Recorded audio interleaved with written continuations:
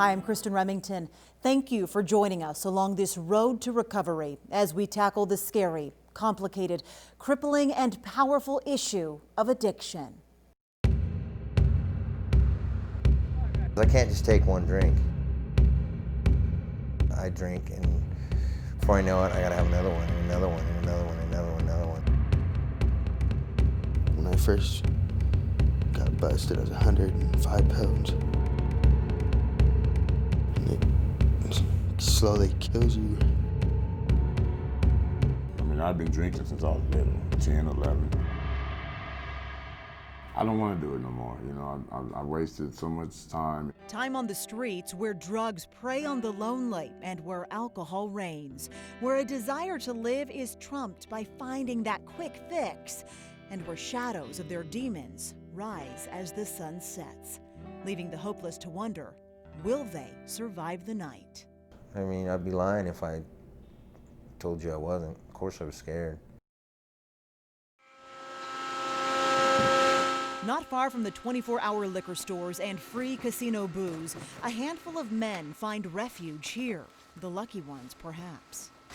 This is the Salvation Army, best known for taking in all your old goods. But the faith-based mission here goes beyond recycling donations. We recycle lives. Lives of all ages, races, income, and religions. These are the faces of addiction. A disease that does not discriminate, yet one that often seems impossible to beat. Are we winning? And I think so. If we just get one, you only have to get one. Steve Charter is the Director of Rehabilitation Services through the Salvation Army's Adult Rehabilitation Center.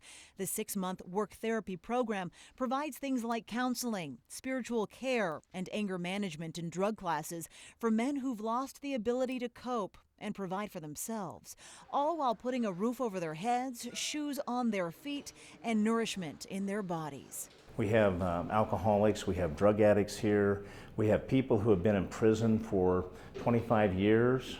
A lot of their life was spent in prison. They just don't know how to live life. Much less live sober. While some succeed, others struggle with sobriety, as you are about to see for yourself. We followed 3 men, Chris, Mike, and Pat, through this program. We lost one, another made it through, and the third is still fighting for that new life. All different walks, but asking the same question: how do you conquer addiction? Is it grit, good genes, motivation?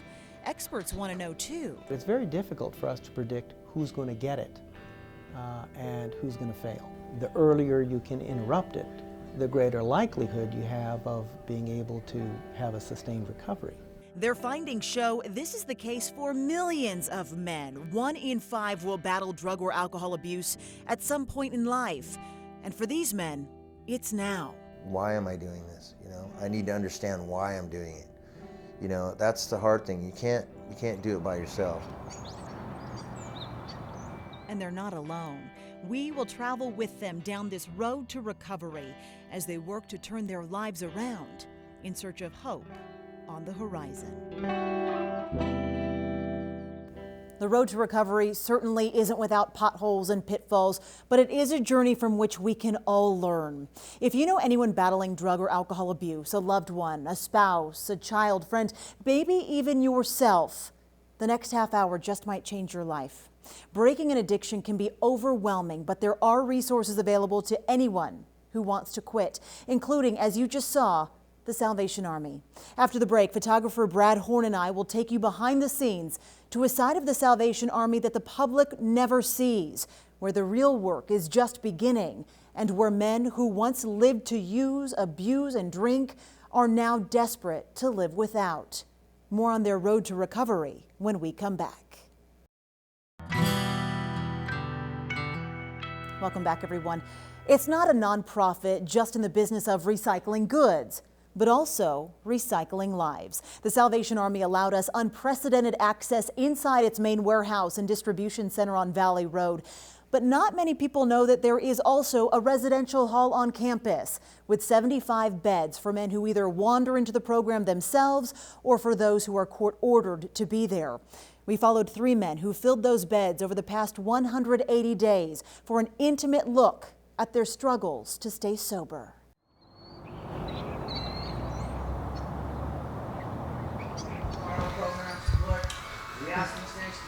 name, Jesus Christ, amen. Amen. The men in the Salvation Army's rehab program start every day with heads bowed. All right, help each other out, gentlemen. Love you guys. Have a good day. And then it's off to work. Just feet from where they fellowship on the other side of the warehouse, this is where the men spend most of their days, sifting through what others throw out. All your donations end up here, trucked in from thousands of households. From furniture to clothing, books, and unwanted toys, they all need to be sorted, priced, and made ready for resale. And that is how the men here earn their keep. But it's not just busy work. There is a purpose. Helping them to get back into life, getting up in the morning, having a job, things that we take for granted, these guys have difficulty with. The workload never seems to slow, with daily drop-offs making for long days. Can't complain. If I did, it wouldn't matter anyway, you know what I mean? But the benefits of being here certainly don't escape most. What's the alternative? Many were homeless before the Salvation Army. Others were court-ordered here. And for some, this is plain and simply their last chance at a sober life. So they work their way up the ranks, graduating from job to job based on seniority. But their placement is also strategic. A former engineer won't work with the electronics. And likewise, anyone who operated heavy machinery before rehab certainly will not be assigned here. The goal is to change all habits and steer clear of everything these men knew before treatment. But that's just the start. After their shift ends, the real work begins with anger management classes, AA meetings, spiritual guidance, Bible study, and intensive counseling. I don't believe you can get well unless you know what demons are tormenting you. These deep conversations go into the night, and then they get up to do it all over again. Every morning, Pat Nelson is one of the first out of bed. Pat's up by 5 to work out. I get up, say my prayers, do all that, brush my teeth, and then I get my clothes ready and I go in the gym. Where the 46-year-old father is not only training to live sober, but also to fight. As a boxer, once he graduates from this program, goals he didn't have a year ago. I didn't do nothing. I wanted to just sit around the house and get high and drink. Pat took his first drink at about 10 years old. He grew into a star athlete and says that's when alcohol became even easier to get. Plus, his best friend was an alcoholic too, his mother. My mom got killed in 1993 in a robbery attempt in Stockton. She got shot in the head. Pat blamed her murder for his drug abuse, which landed him in prison over and over again. I knew I'm gonna get caught. Eventually, I would always get caught, and then I go to prison. And after his 4th time, a judge ordered him here, where counseling classes and support groups gifted Pat the tools he needs to stay clean. It's been nearly 5 months. And now, with a private message to his mom in this balloon, he's ready to let go of the pain that triggered his abuse. Look how high up it is. Yeah. It's going up the clouds, going up to heaven, man. Were you ready to let go of it? Yeah, I was. I've been ready to let go of it for a long time. I just didn't know how. As is the case for a lot of these men who've come to rely on spiritual guidance, they walk to church together twice a week, which is where we met 23-year-old Mike, new to the program and recovering from meth. A homemade drug of choice that Mike says gave him energy for days, literally. I was going on a month without sleeping. But he constantly feared the power it had in his head. I'm really mental, very suicidal. It just eats you from the inside out. It attacks your brain the most. As a teen, he binged, crashed, and sold meth on 4th Street. I knew a lot of people down there that does it, so I got rid of it quick. It didn't take very long to make a lot of money. No. And if he didn't have money? I had my food stamps. Sometimes I'd sell it and get a room. Sometimes I'd just sleep on the river. But finally, after wasting away, not sleeping, and hungry, Mike was arrested, jailed, and given one last chance here. He shared intermittently with others, saying his parents' divorce triggered his bad behavior, but he never fully opened up. Smile more, dude. Somebody will know what you're up to, you know? I usually am very quiet. The support from other recovering addicts that experts say is crucial never developed. And the last time we saw him, well, it was standing here, quietly during worship. The director of the program says Mike was kicked out for stealing a cell phone. And last we heard, is living back here on the streets, which was also home for a man who says drinking is killing him. Growing up in a well-to-do family with 2 professional parents, Chris says he had little discipline. He started drinking heavily at 15 years old, but his first sip was much earlier than that. 6 years old when I had my first drink. 24-ounce can of Budweiser. As a teenager, Chris was the life of the party, but his weekend drinking became an everyday craving. Some people can take 1 or 2 drinks and be done with it. Me, I can't do that. He'd black out, do angry things, then lost jobs, family, friends, and his home. He panhandled for money, slept near the river, and watched his back. Well, you got to learn not to trust anybody, that's for sure. You know, anybody will steal from you in a minute. But after living scared on the streets, he caught wind of the Salvation Army rehab program, where he thrived, studied, and embraced the support, and where he also admitted he wants to be sober. You got to want it. And do you want it? Yes, I do want it. Very bad so. But is that enough? Not long after our interview, while working his shift in the warehouse, this surfaced. In a donated dresser, a bottle of rubbing alcohol. And seconds later, everything changed. Yes, something as simple as rubbing alcohol. Coming up next, find out if Chris put his new skills for sobriety to use. Did the 12 steps work? Or did he fall victim to his decades-long desire to drink? We will have the answer after the break. Welcome back. Most people would never consider chugging something like rubbing alcohol, which is toxic and incredibly dangerous to drink. But a desperate alcoholic just might. And one of Nevada's leading addiction psychiatrists explains why. Why over time the mind and body might crave it, and why one might cave to an overwhelming desire to get drunk or high. But first, here's what happened to Chris.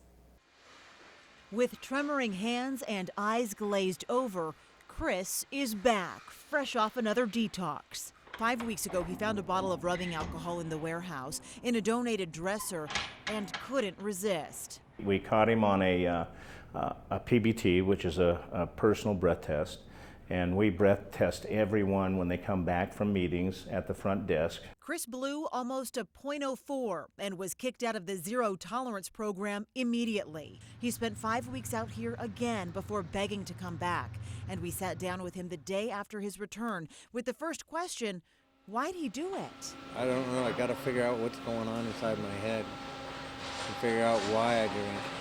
While it will take time to figure that out, it's clear right now Chris is suffering. It does hurt. You shake, you feel nausea, that kind of thing. Your blood pressure's up high. I feel kind of terrible. He says despite the positive attitude he showed to us on camera before relapsing, he actually felt depressed and kept it to himself. But he realized this time, more than any other, his craving is deadly. I can't go back out anymore. It'll kill me this time. I know it will. And I don't want to die. So as he waits for the pain of detoxing to subside, Chris is given a few days to rest before starting his journey towards recovery all over again. According to Dr. Mark Broadhead, one of 2 addiction psychiatrists in Northern Nevada, Chris's story is quite typical. You'll get stories where it was on the 10th time that I finally got it. So you don't give up on someone after 2 or 3 tries? No. In 20-plus years of practice, Dr. Broadhead says that there are a myriad of genetic components contributing to addiction. It tends to run in families. Plus, the earlier someone is exposed to drugs and alcohol, and especially if their brain isn't fully developed, the greater the likelihood they'll become dependent. I used to come off these things and flip upside down, but I don't think I'm going to do that. I don't heal as well as I used to anymore. Take Chris, for example, who started drinking at 6 years old. Dr. Broadhead says the coping skills one should have learned as a child may not be fully developed as an adult because they've only relied on alcohol to cope. That, coupled with being homeless and having very little in terms of resources and motivation, can make it even harder to get clean. Basically, they're the sickest of the sick. Which is why Dr. Broadhead says the Salvation Army's efforts should be celebrated. Yes, their success rates, if they get anything, are to be commended. While this program sits at a 5% success rate, Director Steve Charter, who's also recovering, doesn't give up on anyone. The alcohol that you drank is not a normal alcohol that most people drink. Just regular rubbing alcohol you use, for cleaning. Isn't there any fear of you dying or anything like that from drinking rubbing alcohol, which is very poisonous? I didn't think about that. Chris told Steve every time he goes out, he loses a piece of himself. No, now you're throwing stuff at me, huh, Phil? But when we checked in on him a month after his return, it appears Chris has gained something back. A little pride and some self-esteem. Tomorrow I'll be 30 days. Yeah, I feel a lot better. And he hopes every day from here on out will become easier and easier to turn down the very thing that brought him down, and instead focus on keeping his spirits up. Because Chris says it's clear now he's being given another chance. We're so pleased to let you know Chris is now more than halfway through the Salvation Army's adult rehabilitation program. According to Steve Charter, he's doing really well in his counseling sessions, classes, and with his personal accountability. And if he stays on track, he'll be giving a graduation speech in 2 months. After the break, a man who owned his addiction from the day he walked through the doors. But why is Pat's story so unique? The answer next. The Salvation Army's adult rehabilitation program is entirely self-sustaining. Your donations for its thrift stores fund the program, which costs more than $1 million a year to operate. But to Pat, a recovering drug addict and alcoholic, this program is priceless. There you go, big man. There you go, baby. Pat is a fighter in the final round of his rehab program, throwing blow after blow in his bout with addiction. With his fiancée Ginger in his corner, Pat plans to focus on boxing instead of booze after he graduates. Here I am, I got 41 days left, and I'm happy, I'm excited, and a little scared. I know I gotta go out back to the real world, and I gotta be a productive person in society. The father of 3 has long struggled with staying away from meth and alcohol, but 2 things are different this time. I'm so glad he came to save us. Pat says his faith in God is now first, and he's ready to marry this woman who's stood by his side from the beginning. I want to stay right for her and the kids. I don't want to see my 15-year-old boy turn out like me. Doctors' findings suggest those who have something to fight for, something they might lose if they relapse, have better odds of staying sober after treatment than others. During one of Pat's final counseling sessions, he said his family is his motivation, especially his future wife. Are you making better choices, you feel, than what you... I think I made the best choice ever. She works her butt off, 2 jobs. She's never done drugs. I have a lot more to live for. The day has come. After 6 months of hard work, soul searching, and commitment, Pat prepares for his final chapel with the guys. Like always, they walk there together, where Pat's family is waiting to celebrate his sobriety. Inside, he leads everyone in prayer. And we know that you can do it, Lord Jesus. And then to a room packed with men, emotions flowed. I'm just a grateful, very, very grateful recovering alcoholic, and I love all you guys, and I miss all of you. Thank you. Pat's time here is ending. His recovery is just beginning. But his daughter can tell he's changed. I can see the difference. He's really doing it now, so I'm proud of him. I'm very proud. I'm trying not to cry because I'm just I'm really proud to see it. And after 4 years together, Ginger is hopeful. Yeah, it's definitely who I fell in love with. I'm glad he's back. So with the sinner's heart. While some in this program will follow Pat's lead, it'll be harder for others. But regardless of how long it takes, they're here right now, battling addiction when they wake up and striving to stay sober when the sun sets, looking forward to their futures on a road to recovery with nothing but hope on the horizon. Your grace is enough for me. Pat is still living clean, sober, and now working for a local landscaping company. Plus, he's already in the rings and scheduling boxing matches. Congratulations, Pat, to you and your family. And a special thanks to the Salvation Army. If you or someone you love is interested in this life-saving program, we've posted a link to the Salvation Army's website, along with many other programs on ours, KTVN.com. I'm Kristen Remington, and thank you for joining us for this special program, A Road to Recovery.